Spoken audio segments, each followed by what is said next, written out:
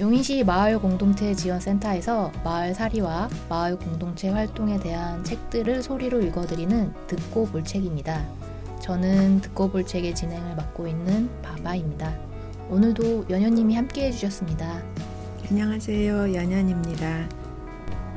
오늘 소개할 책의 키워드는 마을의 하드웨어입니다. 집이라고도 하죠. 어디서 살 것인가와 마을을 품은 집, 공동체를 짓다입니다. 저희 할머니는 사람 손을 타고 오래된 물건에 영혼이 깃들기 때문에 물건을 곱게 다루라는 말을 종종 하셨는데요.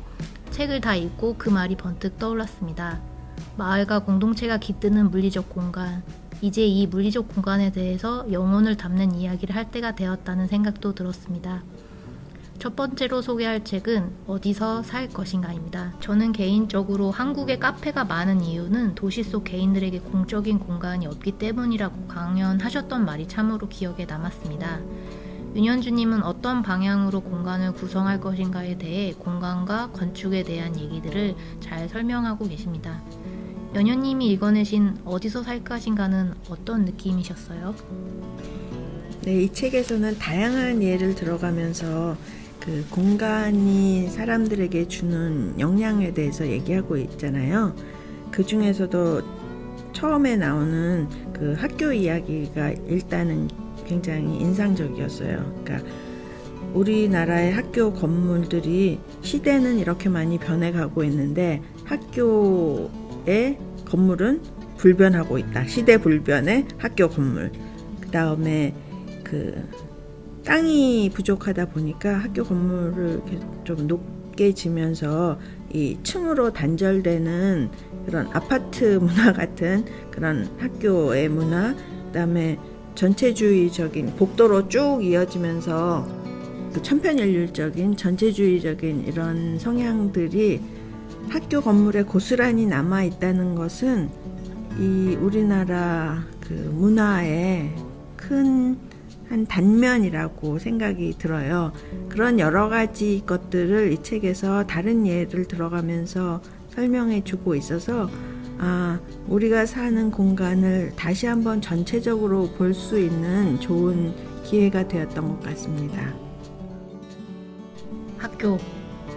아마 한국 사람이라고 하면 학교를 모두 다 떠올리실 수 있으실 것 같아요. 저도 학교를 떠오르면 답답한 콘크리트 건물 같은, 작가님도 얘기하셨다시피 수용소 같은 느낌을 지울 수 없었는데 그게 저만의 느낌은 아니었던 것 같다는 생각이 듭니다. 관리와 통제 중심의 위로 올라가는 건물이 아니라 수평적이고 퍼져있는 스머프 마을 같은 학교. 그 학교에서 아이들이 큰다면 한국은 좀 더 다양한 모양이 되지 않을까라고 이제 작가님도 얘기해 주시는데, 스머프 마을 같은 학교? 저도 책에 나와 있는 청사진을 보고 우리의 청소년과 함께하는 꿈의 학교나 교육 공동체들의 활동들을 떠올려 보았습니다. 공동체 교육에서 지금보다 조금 더 다뤄져야 하는 것은 학교 그 자체가 아닐까라는 생각도 들기도 했고요. 우리의 마을엔 빠질 수 없는 게 하나가 있죠. 네, 골목길이죠. 이 부분 한번 읽어드릴게요. 자연 발생적으로 만들어진 우리의 골목길은 사람의 속도에 맞추어진 다양한 체험이 있는 길이고 휴먼 스케일에 가장 가까운 길이라는 것을 알 수 있다.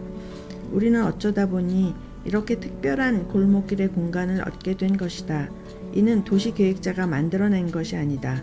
구름 지형에 따라 자연스럽게 형성된 군락에 의해 만들어진 소중한 유산이다. 골목길은 예측 불가능한 다양한 환경이 서식하는 갯벌과도 같은 존재다. 재개발을 통해 지어진 대규모 아파트 단지는 간척지와 같다고 할 수 있다. 우리는 과거 땅을 만들기 위해 갯벌을 메우고 간척 사업을 했다. 지금은 자연의 보고인 갯벌을 메우고 간척지를 만드는 것이 얼마나 우매한 선택인지 알고 있다. 지금 도시에서 갯벌과 같은 골목길이 점차 사라지고 있다. 자연 발생적으로 만들어진 갯벌의 생태계처럼 오랫동안 사람의 생활이 만들어낸 골목길을 유지하고 보존해야 한다. 골목길은 이렇게 마을과 공동체의 공간을 다시 재해석할 수 있는 하나의 툴로서 저희들한테 다가오는 것 같아요. 이 작가도 언급했듯이 연도형 가게들은 거리에 활기를 주고 사람들을 걷게 만들어 도시를 살기는 무기 중에 하나다. 그런데 현재는 그런 가게들을 상가라는 한 점에 모아놓았기 때문에 사람들은 걷지 않고 자동차를 타고 한 점에서 다른 점인 상가 건물로 이동을 한다. 이렇듯 대형 아파트 상가 건물은 도시를 점조직으로 만들고 있다. 도시에 필요한 것은 점이 아닌 선이다. 이 선이라고 하는 측면이 골목길과 되게 맞닿아 있다고 저는 생각이 들었습니다. 그리고 이제 다른 예도 책에서 제시를 하는데요. 도서관 얘기가 있죠.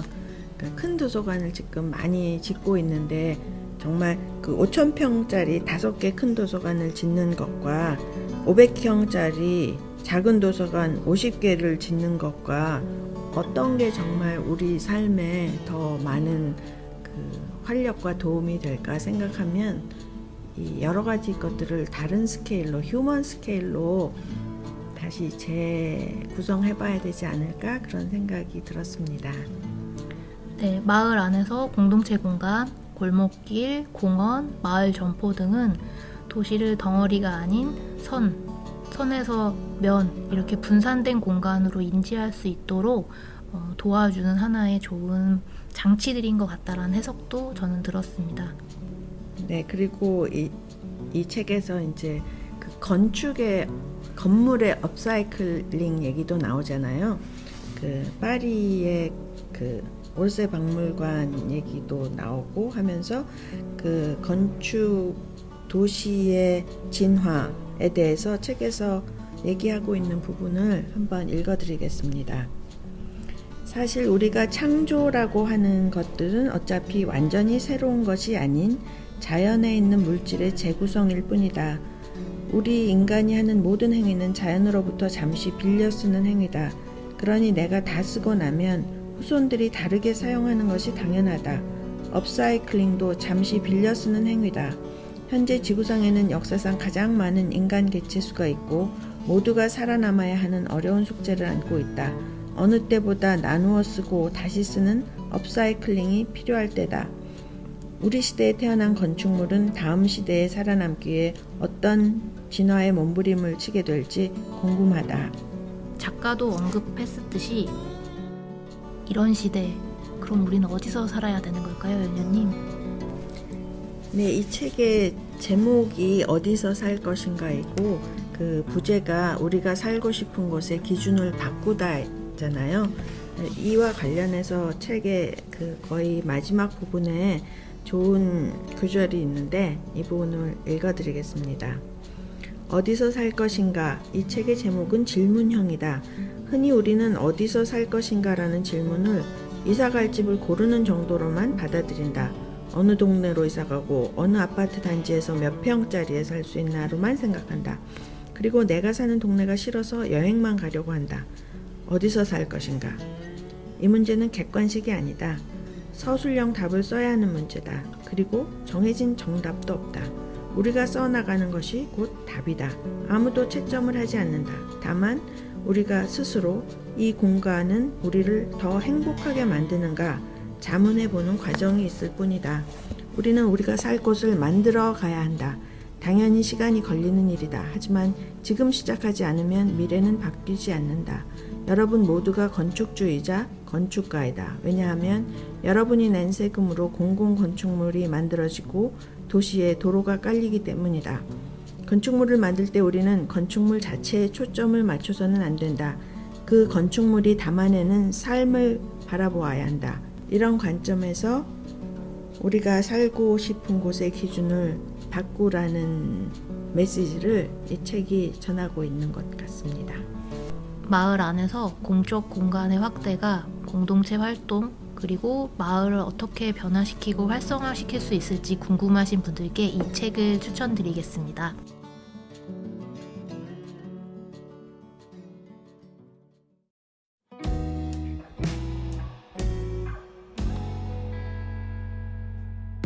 두 번째 책은 마을을 품은 집 공동체를 짓다입니다.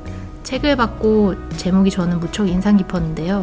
지은이 유연수님은 그 책에도 언급이 되어 있긴 한데 마을을 구성하는 핵심은 바로 사람이며 사람과 사람이 이웃을 구성하여 이웃과 함께 동고동락하며 서서히 만들어지는 것이 마을이라고 이야기하셨습니다. 어디서 많이 들어본 표현들이긴 하죠. 공동체와 마을, 그리고 건물. 저는 이 세 가지 단어로 이 책을 좀 압축할 수 있을 것 같다는 생각도 들었습니다. 네, 이 저자이신 류현수님은 생태 건축, 그 다음에 사람 중심의 건축을 추구하는 분이시죠. 그래서 제가 이해할 때 이분은 건축 운동가가 아닌가? 우리의 대안적인 삶을 건축으로 풀어내려고 하는 굉장히 독특한 분이라고 생각합니다. 저는 그 독특함의 결정체가 소행주인 것 같았어요. 네, 그렇죠. 소행주 이름을 들으면 무슨 우주 얘기하나 그런 생각이 얼핏 들기는 하지만 풀어서 설명하면 소통이 있어 행복한 주택입니다.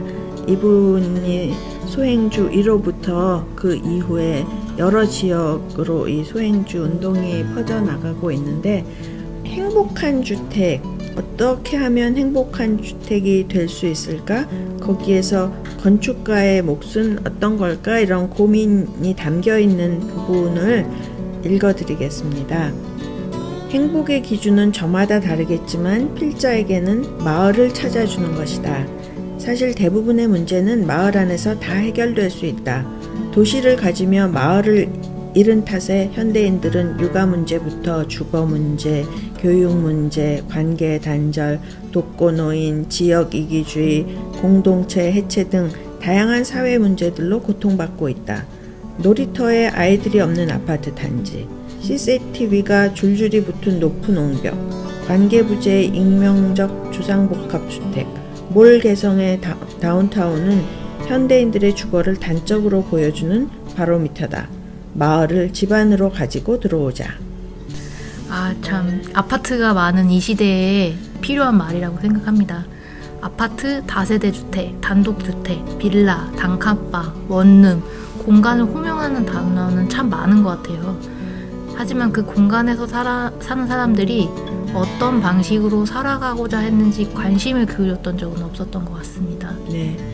관련해서 그 소행주의 철학을 얘기하는 부분도 있는데요. 이렇습니다. 소통이 있어 행복한 주택, 일명 소행주는 이렇게 거주 공간이 단순히 주거용 상품이자 구매 대상으로만 인식되는 부동산 시장에서 발상의 전환을 요청한다. 하우스에 대한 홈의 유쾌한 전복을 꾀한다. 집은 사는, 바잉 하는 것이 아니라 사는, 리빙 하는 곳이다. 주거의 본질적인 의미인 구성원 간의 가치를 지향하고 공유하고자 하는 게 소행주의 기본 철학이다. 마을을 품은 집, 그쵸? 그 안에 공동체를 짓다라는 건데, 마을을 품은 집이라고 하는 게 되게 은유적으로 다가와서 실행 차원에선 좀 쉽지 않으셨었던 것 같아요.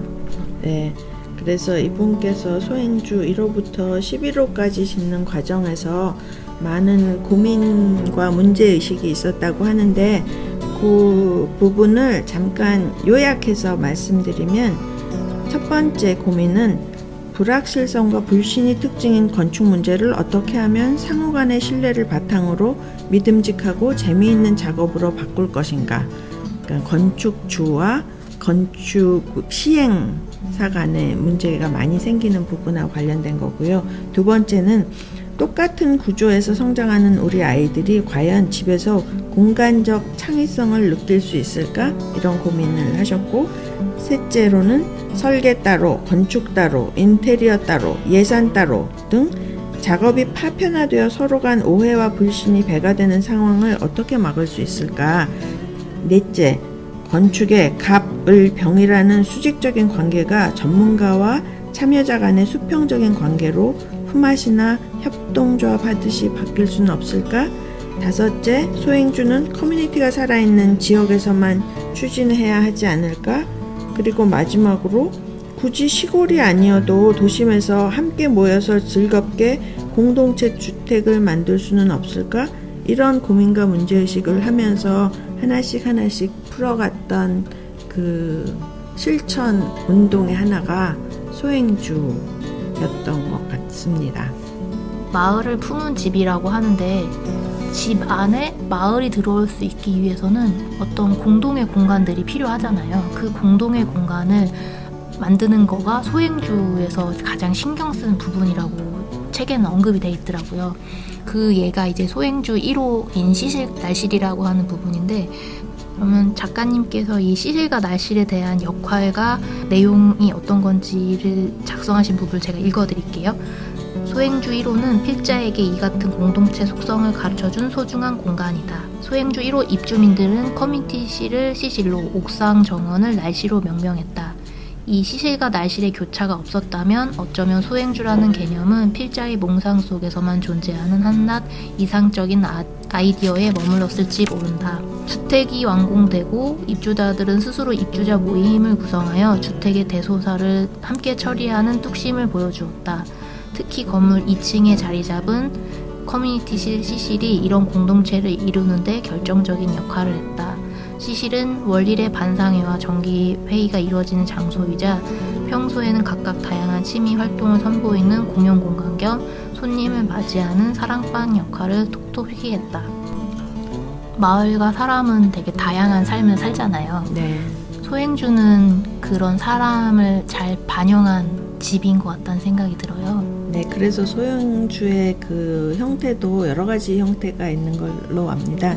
책에서도 이제 소개되고 있는데, 여성들만을 위한 소행주도 있고, 혼자 사는 사람들을 위한 소행주도 있고, 공동육아를 위해서 이렇게 뭉친 소행주도 있고, 심지어는 투자를 할 수 없는 그 여력이 좀 부족한 사람들을 위해서 토지 임대부 주택이라고 장기로 싸게 토지를 정부나 지자체에서 임대해서 협동조합 형태로 주택을 짓는 그런 소행주도 살면서 주택이라는 이름으로 만들어졌다고 하고, 그러니까 필요에 의해서 지어지는 행복한 삶을 위해서 딱 필요한 공간을 나누고 갖고 이렇게 살 수 있는 집이 소행주라고 할 수 있을 것 같아요. 이 시작이 집값 무섭기로 유명한 서울에서 실험이 되고, 이게 결과적으로 공공적인 주택화 되는 과정까지 진행되는 걸 보면 의미 있는 실험이었고, 그것이 우리한테 주는 의미들이 되게 큰 것 같다는 저는 생각이 들어요. 네, 저도 같은 생각입니다. 네, 용인에도 아파트가 참 많죠. 너무 많죠. 용인에서 아파트가 아닌 다세대가 있는 지역들도 많을 텐데, 용인도 이런 시도를 하면 참 좋겠다는 생각이 들었습니다. 네, 저도 계속 그런 꿈을 꿔왔는데 아직까지는 시도가 안 되고 있네요. 그 성미산 마을에서 처음 이게 시작이 돼서 사실 서울 지역이나 부천, 과천, 부산 등 이렇게 소행주가 많이 퍼졌는데 아직 용인에는 도착 안 했습니다. 용인에도 내년쯤에는 공공주택이나 혹은 공공아파트가 아닌 토지 임대부 주택으로 이런 협동조합 형태의 그 소행주가 탄생할 수 있으면 참 좋겠다 하는 바람이 있네요. 저도 응원드립니다. 마을을 품는 집, 공동체를 짓다는 제한된 혹은 예산 혹은 범위 안에서 공동체를 형성해서 활동하고자 하는 분들에게 추천드리고 싶은 책이기도 합니다. 저는 하나 더 권장해드리고 싶은 거는 청년 공동체 활동가들에게 이러한 방식을 좀 적극적으로 추천드리고 싶습니다. 청년들이 안고 있는 이 시대의 주거 문제를 풀 수 있는 방법론이 검증이 되었다라고 하는 측면에서 저는 이 책을 읽어보시기를 추천드릴 것 같습니다. 마지막으로 한 부분만 소개해 드리겠습니다. 책에 나오는 내용인데요. 사람에게는 얼마의 공간이 필요할까? 러시아의 문호 톨스토이는 단편 사람에겐 얼마만큼의 땅이 필요한가에서 소장농 파음의 이야기를 전한다. 하루 종일 걸으며 밟은 면적만큼 모두 자신의 땅이 될 수 있다는 말에 욕심내다가 결국 쓰러져 죽고 고작 한 뼘의 땅에 묻히고 말았다는 우화. 공간에 대한 욕심은 과거나 현재나 서양이나 동양이나 크게 다르지 않은 것 같다. 내가 다 가지려다 보니 아무것도 가지지 못하고 만다. 내 이웃과 더불어 조금이라도 공간을 나눌 마음이 자리하고 있다면 사실 난 그 공간은 다 가진 것이나 마찬가지다. 필자가 소행주를 통해 커뮤니티실을 공간을 함께 나누며 더 큰 공간을 갖는 마법을 부리는 방으로 소개하는 이유다. 멀리서 친구가 찾아와도 갑작스럽게 시골에서 부모님이 올라오셔도 커뮤니티실에서 모든 손님을 받을 수 있다. 조용히 책을 읽고 사색을 즐길 장소가 필요한 때 언제든 부담 없이 찾을 수 있는 공간이기도 하다. 물론 개인과 단체, 혼자와 공동이라는 두 개의 무게추를 현명하게 저울질하면서 사는 지혜가 필요하다. 오늘은 어디서 살 것인가, 마을을 품는지, 공동체를 짓다 등 두 권을 가지고 낭독과 소감을 나누어 봤습니다. 공동체를 담는 그릇으로서의 마을의 공간과 집, 그것을 인간이 인지할 수 있는 사이즈로 회복해낸 사례를 탐구하고자 하시는 분들에게 이번 책들을 추천드립니다. 감사합니다. 감사합니다.